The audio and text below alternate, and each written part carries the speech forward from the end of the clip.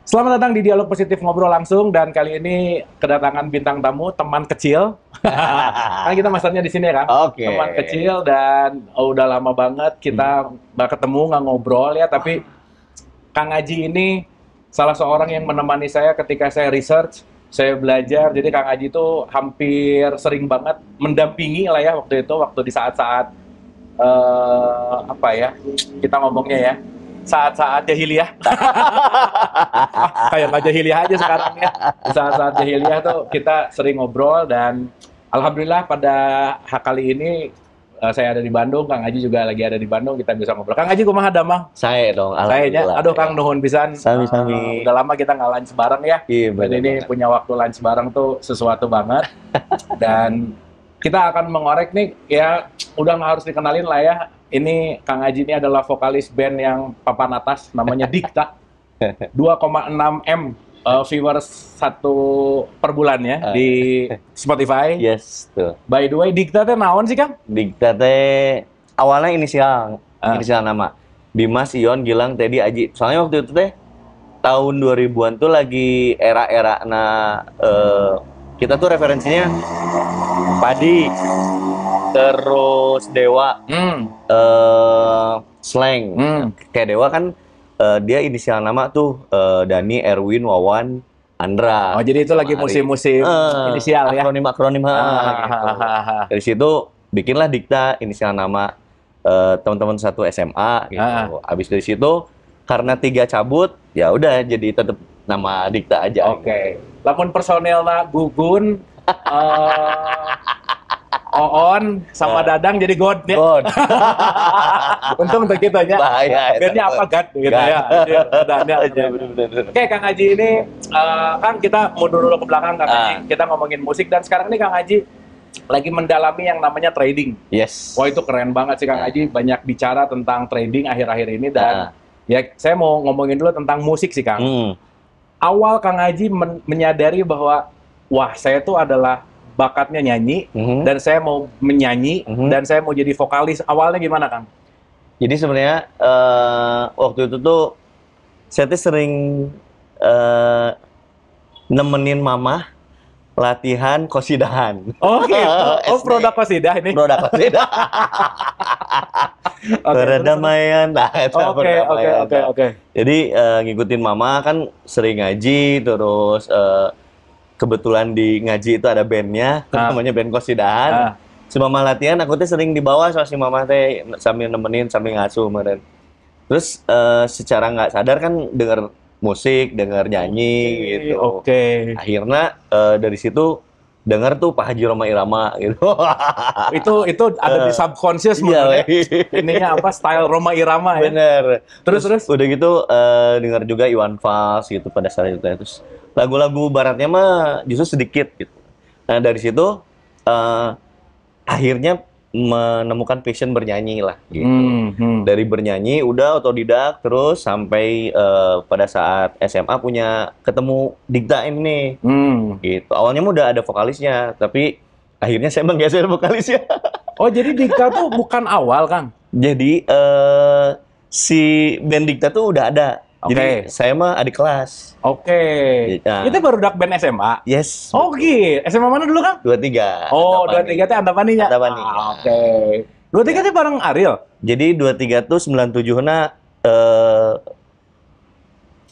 basisna Burger Kill teh Ridwan gitu kalau nggak salah. Terus 98-nya Aji, 99-nya Ray Nainball, Pak Ustadz ayeuna. Oh iya. Oh, Kang Ray 23 nya? Kang Ray. Iya. 2000-nya Kang Ariel Noah. Oh, Ariel teh 2000. Oh, di handap Kang berarti nya junior. Betul. Oke, tapi kasep nama tuh beda lah ya. Nah, beda tipis lah. Betty lah ya. Oke, nah Kang, ini kan lagi banyak banget bicara tentang gimana menemukan passion. Kang Aji gimana sih yakin bahwa si Gana kayaknya nyanyi ini passion lah gitu. Kayaknya nyanyi ini bakal jadi jalan hidup gitu. Nah kan, punten ya Kang. Saya punya passion musik dari kecil, tapi orang tua saya tidak mengizinkan karena dianggap bahwa musik mau makan apa gitu. Waktu itu mungkin mindset kolonial lah ya.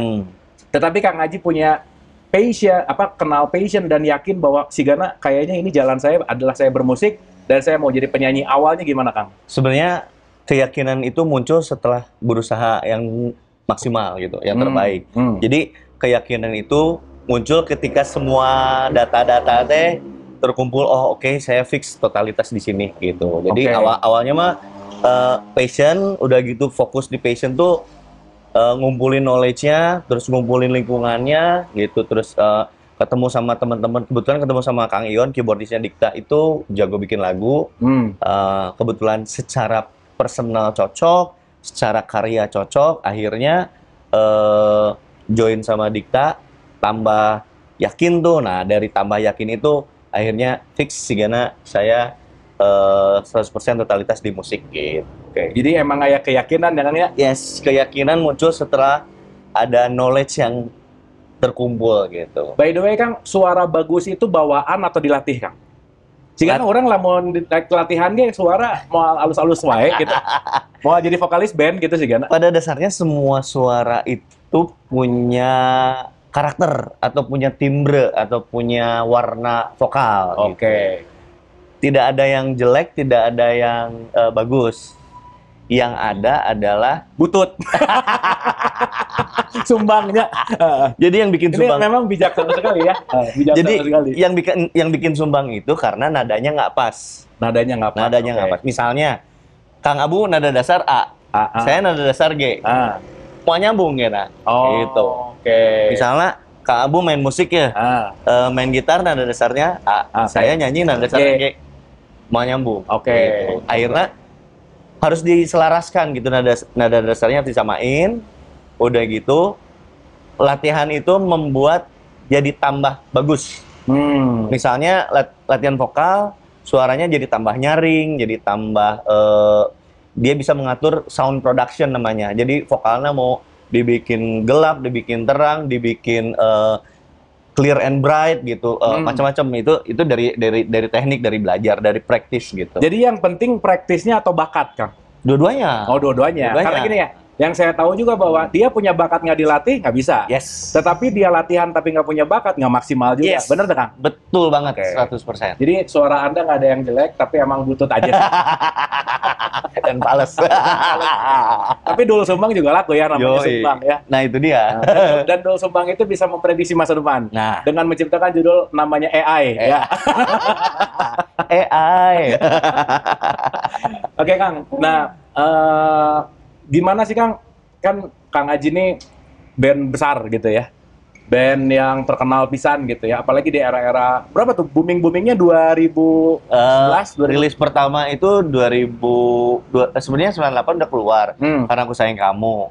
Terus di Recycle Day akustik di tahun 2002. Nah, booming-boomingnya lewat lagu Kesepian. Kesepian. Benar. Eta Kesepian kalau di Spotify nomor 1 sih. Ya. Nah, setelah sekarang, Tapi Tahukah Kamu kemarin viral sama Sean Idol, ngegeser sekarang. Tapi Tahukah Kamu yang lebih gede. Tapi kan ngomong-ngomong kesepian ya, penonton-penonton ini tuh banyak yang kesepian sih, Kak. Jomblo? Jomblo. Nah, kurang entah. Nggak tahu nih, ujung-ujung kayak restriction ya, udah nggak apa-apa. Penonton ini banyak yang kesepian, Kang. Jadi penonton saya tuh banyak yang geng ungu. Ras terkuat di muka bumi ini adalah jomblo. Nah, Kang, kan menciptakan lagu tuh kan sesuatu karyanya kan. Nah, gimana sih Kang Aji sebagai musisi? Kan pasti bahwa penciptaan karya itu datang dari dalamnya kan? Yes. Berarti kan musik dan pendekatan kepada ke dalam atau musik dengan ya kita sebut pakai bahasa teologis ilahiyah lah ya, atau modern bahasa sekarang yang lebih seru mah kesadaran gitu. Menurut Kang Aji antara musik, kesadaran dan ilahiyah tuh gimana nyambungnya, Kang? Wah, itu mah satu kesatuan, nggak bisa dipisahin. Kayak contoh? Untuk mendapatkan nada kan itu awareness-nya harus tinggi itu. Untuk menyocokkan nada dengan lirik itu juga awareness harus tinggi. Jadi kita harus tajam merasakan. Ngerasain sensing bahwa ketika ini notnya kayak gini, misalnya not minor, liriknya lirik kita wakili orang yang sedang merasakan kesepian, gitu misalnya. Nah itu benar-benar harus dirasain banget, harus menyatu banget karena tanpa itu kosong. Gitu. Nah, abis dari situ penciptaannya seperti itu. Ngebawain nyanyinya juga harus isi, harus ngerasain. Nah, cara ngerasain ini emang bener-bener harus dilatih biar gimana sih bener-bener nggak fake gitu kan. Ada tuh ngomong sama Rasa tuh beda gitu kan. betul. Pasti kerasa kan ya. Betul. Nah, akhirnya ketika udah terbiasa menyatu, nah itu udah natural aja gitu. Berarti waktu itu emang lagi banyak yang kesepian, makanya terlahir ini. Yes. Kalau sekarang kesepian kuadrat. Nah, Kayaknya ciptakan lagi kesepian 2.0. bener. Yang kesepian masalahnya. Iya. Aduh, masih kesepian hari gini. Iya, Aduh. iya, kasihan lah. Tapi nggak apa-apa, itu Iya, kan nggak fakta ya. Iya, bener. Oke, Kang. Nah, munculnya ilham dalam berlagu, Kang. Nah, Kumaha, Kang? rata-rata banyak lagu itu tercipta kalau lagi sendiri, lagi senyap, sunyi. Kadang butuh ruangan yang nggak terang, nggak gelap. Butuh kayak apa? Kayak coba masuk lebih dalam ke dalam lagi gitu. Oke.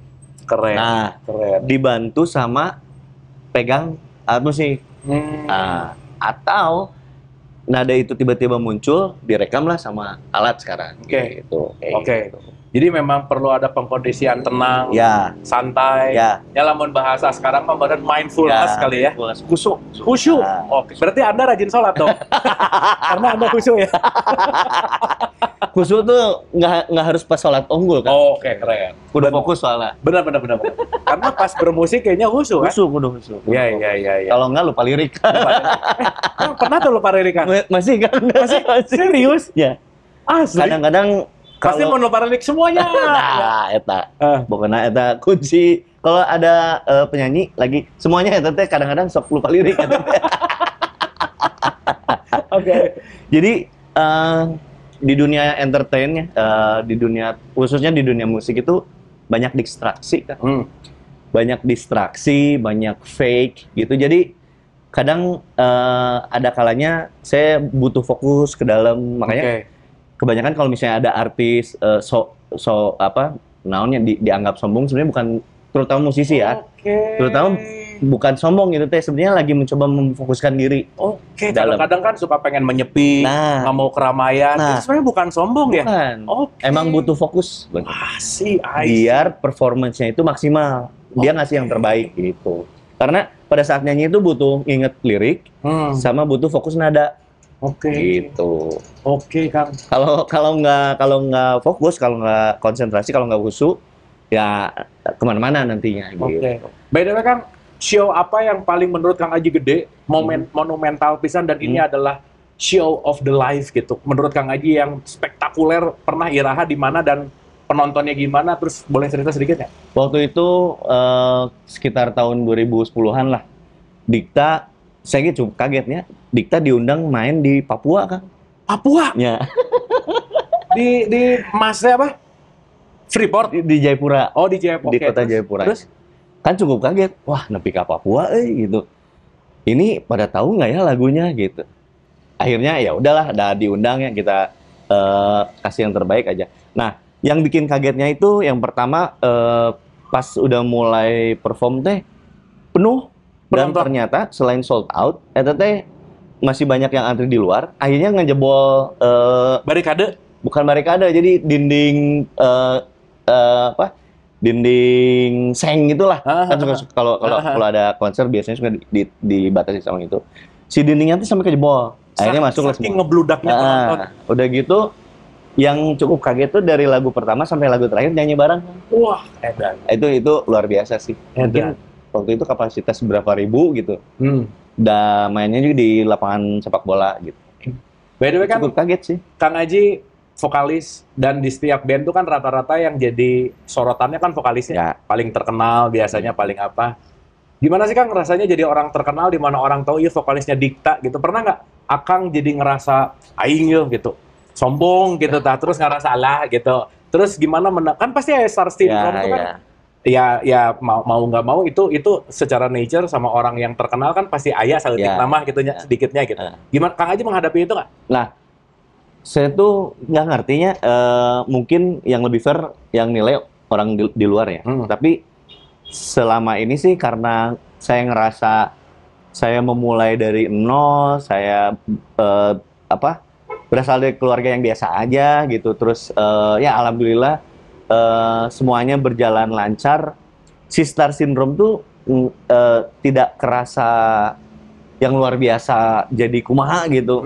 Jadi asa biasa wae. Biasa aja. Cuma dapat privilege-nya adalah ketika orang kenal, tapi akhirnya ya bikin saya jadi happy ngerasa bukan jadi malah sombong atau belagu, tapi lebih ke jadi banyak teman, jadi banyak dimudahkan gitu, kayak gitu sih.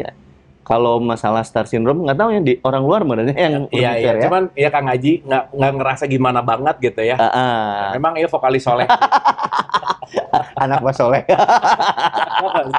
Keren sih. Jadi awal pertemuan saya sama Kang Aji tuh lucu. Jadi saya waktu itu lagi belajar kan.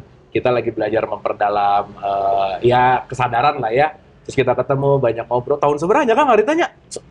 Jadi momennya tuh saya nggak jadi nikah. Sempat nggak jadi nikah. Lalu saya kebetulan deket pisan jeung Mas Riza, T5, gitaris Riza T5 itu guru gitar saya dan sebetulnya kita tuh satu circle lah gitu. Nah, kebetulan yang bawa itu beliau ngajakin, "Ji, Bang Ijeng batur urang nih. Naon? Aya tahlilan." Oh, oke. Kan saya teh make celana panjang ya. Terus pakai kemeja. Pas ningali Kang Riza, lah make celana pondok tahlilan teh. Bentar. Terus mikir nih, kemarin nggak usah masuk ke tahlilannya, di luar aja lah sambil ini, yang penting datang gitu. Oke, masih positif thinking, belum berani nanya. Jadi datang ikut aja, udah gitu teh, pas datang asa jadi tahlilan enggak. Jadi ternyata aku tuh dijebak. Udah tahlilan panggilnya yang si Abu. Padahal tahlilan ucing ya. Aduh. Ya seru lah waktu itu kita banyak berjuang bareng ya untuk belajar kesadaran. Kang Aji nih, wah top lah teman-teman. Mungkin memang Kang Aji nggak jarang lah bicara tentang kesadaran gitu ya, bicara tentang enlightenment gitu. Tapi banyak sekali yang saya diskusikan dari sejak 10 tahun yang lalu. Jadi awal-awal riset saya tuh banyak banget lah pokoknya bareng sama Kang Aji gitu. Nah Kang, balik Kang. Kalau kita sekarang ngomongin tentang kesadaran dan manusianya Kang Aji, menurut Kang Aji sekarang kan mindfulness ini kan kita tahu ya lagi sering banget. Dari perspektif subjektif Kang Aji aja, kesadaran itu naon sih Kang? Apa sih Kang? Yang paling simpel ya, mengenali diri sendiri sih. Oke. Yang paling simpel ya. Oke. Jadi, kadang memang kita teh terlalu banyak didistraksi memang. Nah, fungsi yang kebetulan dari dulu kan belajar bareng juga sama Kang Abu. Sebelum belajar bareng sama Kang Abu, ketemu Kang Abu juga punya lingkungan yang dari kecil udah belajar, udah ngaji, majelis taklim. Jadi lumayan terlatih untuk khusyuk, untuk lebih tenang gitu. Makanya kayak Aji tuh lebih seneng meskipun udah ada di dunia musik, di dunia entertain tuh lebih seneng nggak begitu hiruk pikuk gitu, nggak begitu hingar bingar. Jadi kadang kalau misalnya dulu tuh sebelum nikah itu tuh senangnya kemana-mana sendiri, gitu. Jadi makanya nggak begitu banyak teman. Kalaupun ada teman juga nggak banyak gitu. Jadi karena kebanyakan sendiri, jadi saya lebih mengandalkan diri sendiri. Sama ya karena saya dari kecil udah belajar ngaji dan sebagainya, merasa ada Gusti Allah ya bareng yang saya. Gitu. Wah, edan, itu cukup lama tuh. Sampai apalagi setelah nggak jadi nikah, terus ada beberapa saat sampai ketemu istri yang sekarang, itu bener-bener kemana-mana sendiri, nonton sendiri, bener-bener sendiri weh. Jadi jangan kecewa ya, bagi Anda yang nggak jadi nikah, jadi itu adalah jalan pencerahan Anda menuju kepada kesedihan. Tapi kesedihan membawa kita menuju cahaya, jangan salah. Gitu. Jadi jangan kecil hati yang jomblo, misalnya yang sekarang nggak jadi nikah atau apapun. Ya balik lagi semua adalah jalan-jalan kita tetap balik lagi untuk mengenal diri ya. Oke. Kang tadi keren pisan satu statement bahwa Gusti Allah bareng jeung saya gitu ya. Apa sih yang mendasari Kang Aji mengatakan itu dengan pengalaman apa? Dan kenapa bisa sampai ada statement itu kan keren pisan Kang. Apa sih story behind gitu Kang? Sebenarnya nggak ada sesuatu yang khusus. Yang pasti dulu tuh banyak kegalauan aja. Kadang-kadang ada hal di mana saya belajar gitu. Tapi kontradiktif, paradoks misalnya tiba-tiba aya bom Bali, nah kok diajarkeun ulas asih, Tapi Rahman ngebohong. Rohim tapi ngebohong. Oke, Kang. Menarik. Terus? Terus di lingkungan pengajian saya ulas asih tapi ribut, gerelut gitu, saling bacok gitu. Nah hanya ongkoh sok ngararaji tapi kararitu gitu. Seneng ribut, seneng konflik gitu. Iya.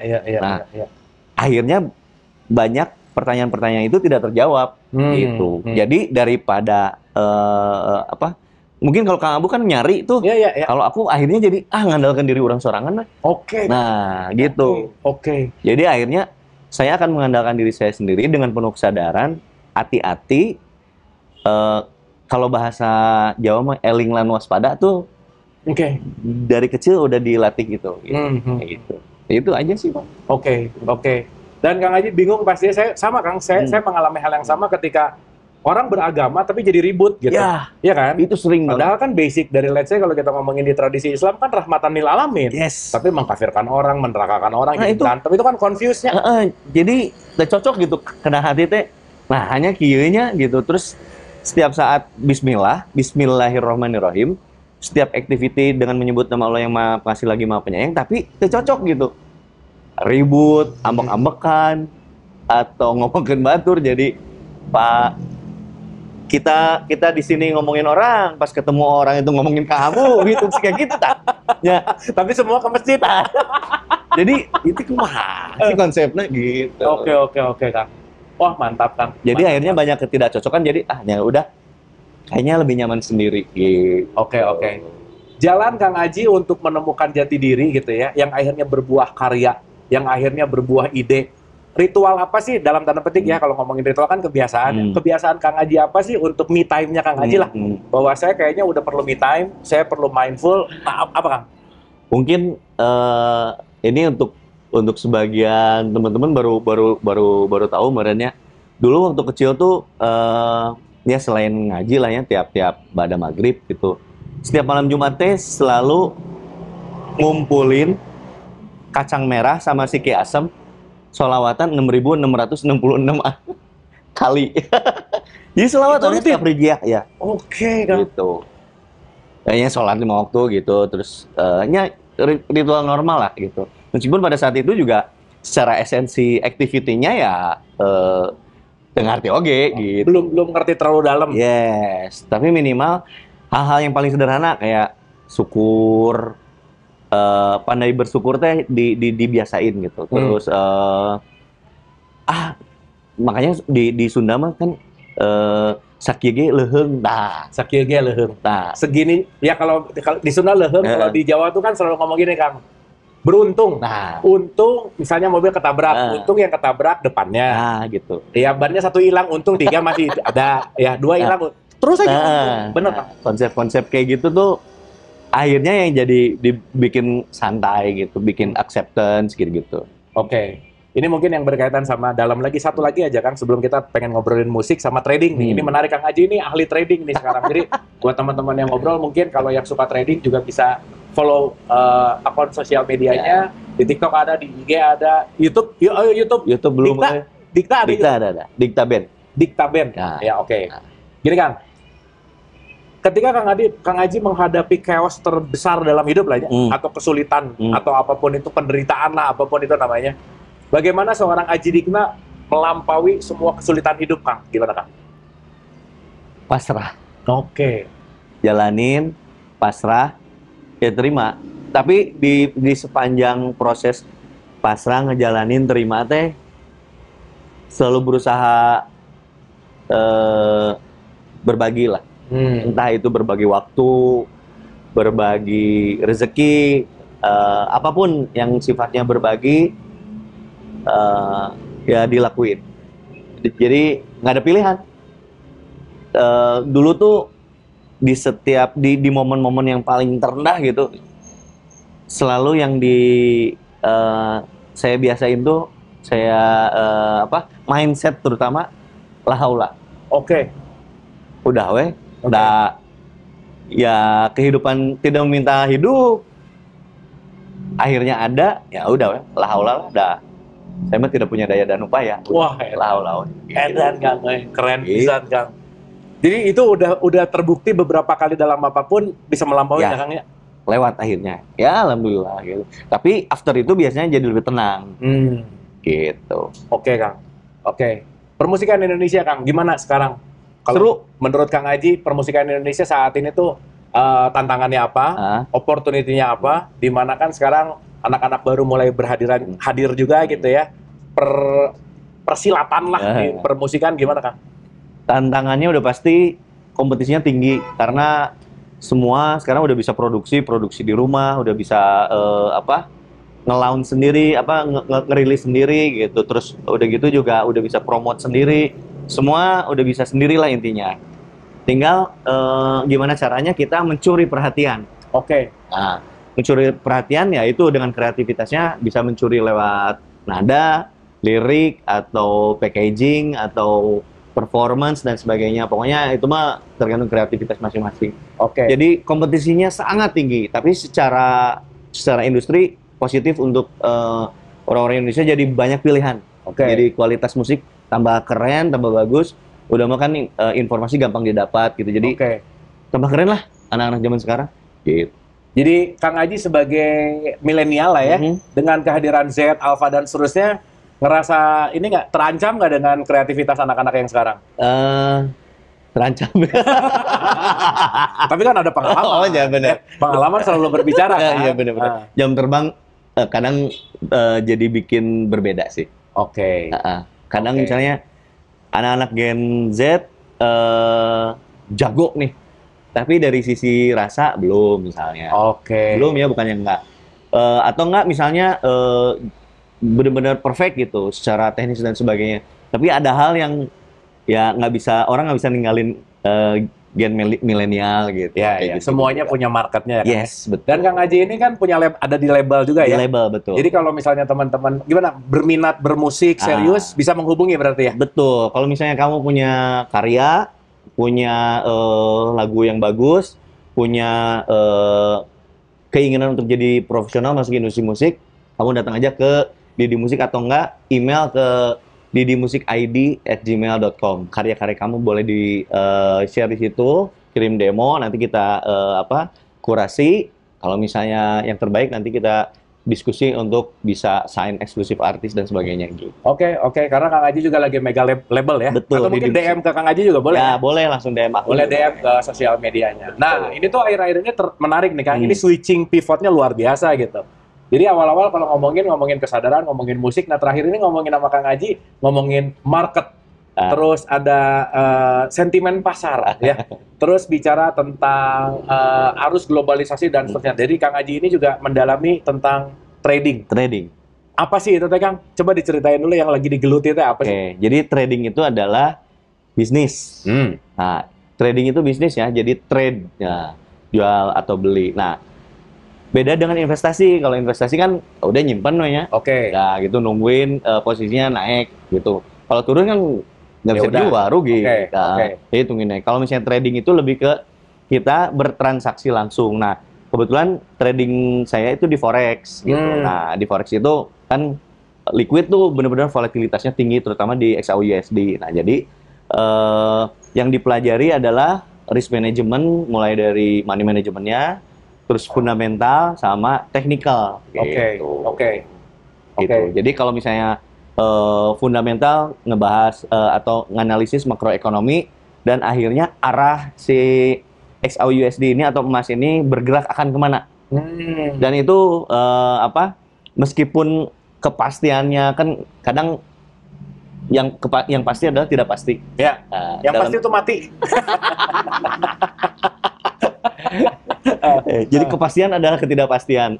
Artinya tetap kita mah cari resiko yang paling rendah gitu. Jadi makanya kita analisis fundamentalnya, makroekonominya, kira-kira ke depan emas ini akan naik apa turun. Tapi kan emas nggak pernah turun jauh, cenderungnya naik terus. Gitu. Dan ini udah menggeluti ini berapa lama Kang Aji? Kurang lebih 3 tahun. 3 tahun. Dan itu terus berproses ya? Ya, betul. Cuan Cuan loh, profit konsisten. Kalau boleh dikasih gambaran profitnya gimana, berbandingnya gimana, atau let's say versus deposito kah, atau versus emas kah, gimana? Jadi ingat ya, namanya bisnis itu selalu ada rugi. Jadi resiko rugi ada. Nah, yang jadi catatan adalah ruginya ini diminimalisir. Nah, makanya ada money management, ada risk management. Risk manajemennya ada banyak lah gitu, banyak mulai dari teknikal sama fundamental. Tapi money manajemennya ya nggak boleh overload, nggak boleh overtrade, tergantung equity, tergantung modal. Jadi kalau modalnya kecil ya jangan banyak-banyak lotnya gitu. Atau misalnya kalau misalnya mau banyak posisi, ya posisinya juga ada maksimalnya. Misalnya lotnya misalnya 0,2 berapa layer gitu. Nggak boleh lebih dari tergantung ininya modalnya gitu. Jadi semuanya, resiko rugi ada. Pokoknya semuanya bakal diajarin deh. Betul. Dan juga kalau misalnya dibandingin nih, deposito setahun 4% kan. Berapa? 3 something, 3,5 sampai 4. Setahun kan? Nah, ini sehari 1-5% profitnya. Sehari 1-5%. Asal disiplin, jangan serakah, jangan maruk ya. Jangan maruk. Iya. Sama sabar. Karena jadi pada saat mau masuk market itu analisis yang pertama, untuk itu juga bagian dari risk management kan, analisis. Setelah analisis, setelah petanya terbaca, kita open posisi buy or sell. Nanti ketika udah masuk market buy or sell itu plan selanjutnya apa? Untuk mendapatkan profit 1-5%. Gitu daily. Daily ya. Wah, Iya. menarik ya. Ini yang kuliah ekonomi itu saya. Yang jagoannya sekarang nggak ngaji mikro makro. Dulu mikro makro sih saya. Jadi ya udah aja. Oke Kang, sukses di forex-nya Kang. Siap. Cuman ada statement gini Kang, nggak konsisten nih, pemusik sekarang jadi forex gitu. Ini kayaknya tidak mencintai konsistensi gitu. Konsisten dalam perspektif Kang Aji apa sih? Konsisten dalam perspektif saya mah melakukan aktivitas itu activity itu yang terbaik. Fokus yang terbaik. Apapun ya.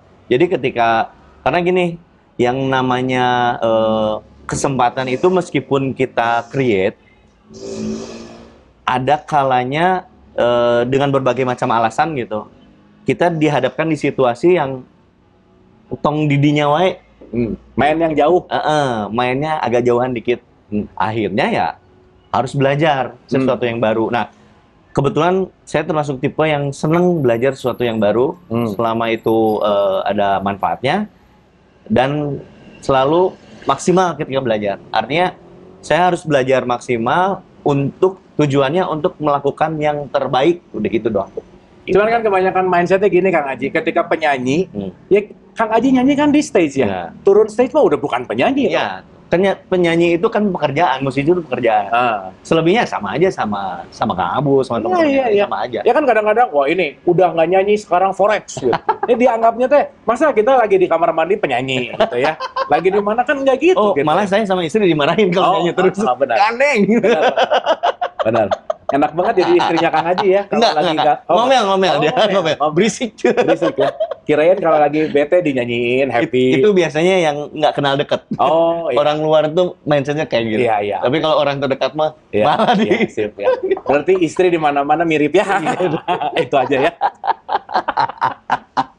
Oke Kang, nuhun Kang, ini banyak banget tentang konsistensi gitu ya. Kita bicara tentang ketika manuver-manuver apapun dalam hidup dilakukan yang terbaik. Seorang Aji Dikta sekarang menggeluti forex dan ahli 3 tahun di forex gitu ya, dan dapat konsistensi cuan, itu saya rasa luar biasa sih Kang, luar biasa. Nah, mungkin 2 terakhir Kang,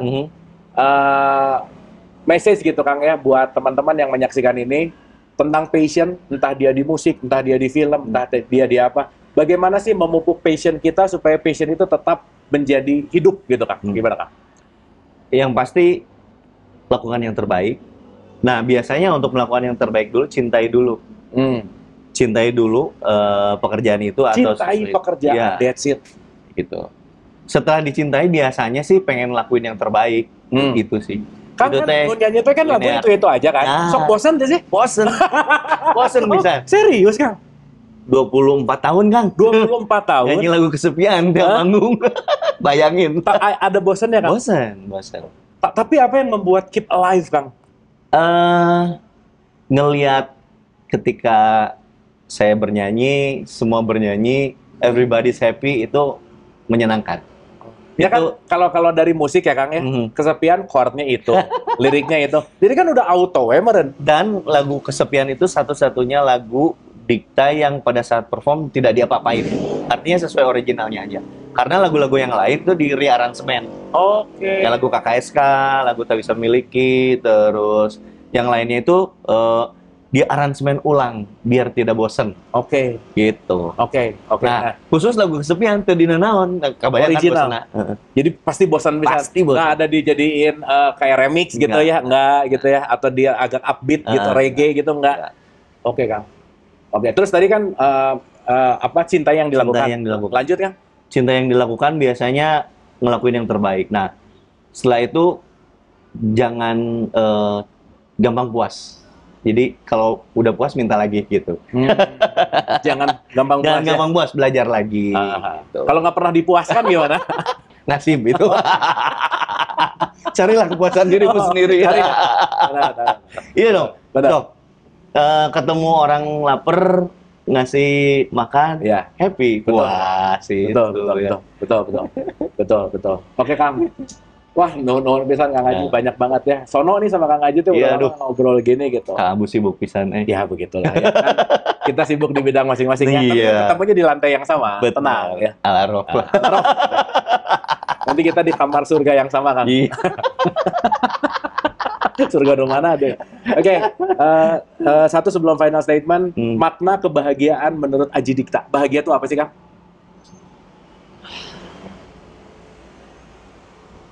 Orang yang bahagia itu adalah orang yang pandai bersyukur. Oke. Pandai bersyukur gitu ya. Boleh dielaborate sedikit nggak? Jadi kalau misalnya ketika kita pandai bersyukur, itu tuh kita akan ngerasain, kan esensial dari bahagia itu kan akhirnya jadi tenang. Jadi ngelihat sesuatu tuh tenang ya, tenang, damai dan bahagia gini eta gitu. Jadi ketika pandai bersyukur ya akhirnya kita bakalan menemukan kebahagiaan itu. Akhirnya punya acceptance, nilai kesyukurannya tinggi kan. Jadi punya acceptance dan ujungnya adalah bahagia. Gitu. Mohon Kang. Mungkin kita kadang ngelihat sesuatu yang berisi itu dari kemasan, Kang. Ya. Entah ngelihat wisdom itu dari orang-orang religius misalnya. Kemarin saya ketemu Aderai, dalamnya luar biasa. Ya. Dia sebagai binaragawan. Hari ini saya ketemu Aji Dikta, musisi, dalamnya juga luar biasa gitu. Nah, jadi saya selalu mengulang-ulang gitu ya teman-teman, statementnya Imam Ali itu menarik banget tentang undur makola, walatandur makola. Kamu jangan ngelihat siapa yang ngomong, tapi apa yang diucapkan itu penting banget gitu. Ya salah satunya kita bisa belajar dari pemusik, vokalis, tapi kan isinya dalam banget gitu. Kayak ini kan, kayak telur. Telur kan, punten mohon maaf ya, keluarnya dari tempat yang kurang bersih misalnya. Oke. Dari bujur ayam. Meni bujur atau pantat. Tapi kan si telurnya sendiri sangat bermanfaat. Betul. Jadi jangan lihat keluar dari mulut siapa. Betul. Lihat isinya, apa yang dikatakannya gitu. Kalau itu positif, kalau itu bermanfaat ya ambil aja. Kalau enggak ya jangan. Keren Kang. Nuhun pisan Kang Haji. Ini sebagai final statement terakhir, sama sekalian final statement. Apa sih makna hidup bagi Aji Dikta? Hidup tuh apa sih? Hidup tuh ketika kamu hidup pada saat hidup. Oke. Ketika hidup pada saat hidup. Jadi rasakanlah kehidupan ini.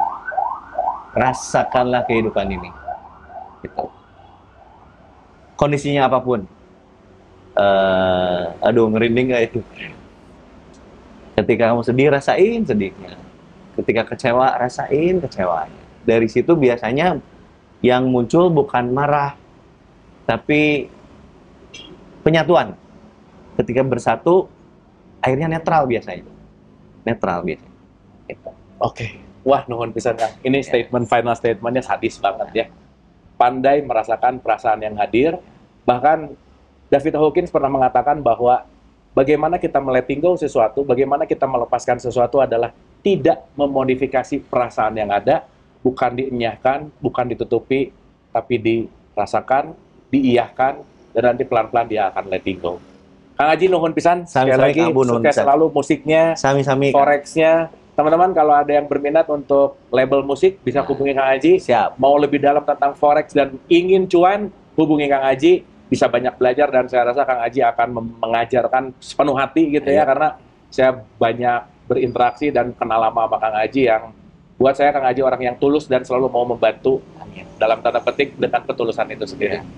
Sekali lagi Kang, nuhun. Atur nuhun pisan. Sukses selalu. Dan Siap. teman-teman terima kasih sudah menyaksikan ini. Semoga menginspirasi. Sampai ketemu di episode yang akan datang. Sehat selalu dan bahagia.